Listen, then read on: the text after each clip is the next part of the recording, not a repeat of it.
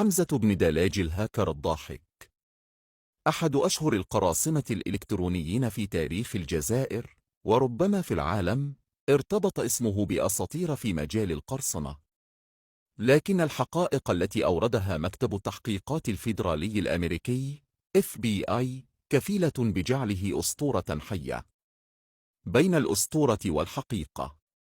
ولد حمزة بن دلاج سنة 1988.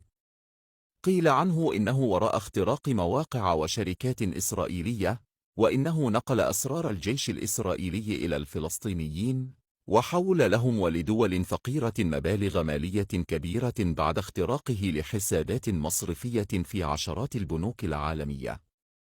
نشر مكتب التحقيقات الفيدرالي FBI بعض التهم الموجهة لابن دلاج، من قبيل أنه سطع على حسابات 217 بنكاً وحول من حساباتها ثروة تقدر بنحو 3.4 مليارات دولار، وتسبب بإفلاس شركات، وأنه اخترق مواقع لقنصليات أوروبية ومؤسسات إسرائيلية وحتى بنوك ماليزية. ارتبط اسمه كذلك بغلق أكثر من 8,000 موقع فرنسي، ومنح تأشيرات مجانية لدخول أوروبا إلى شباب جزائريين.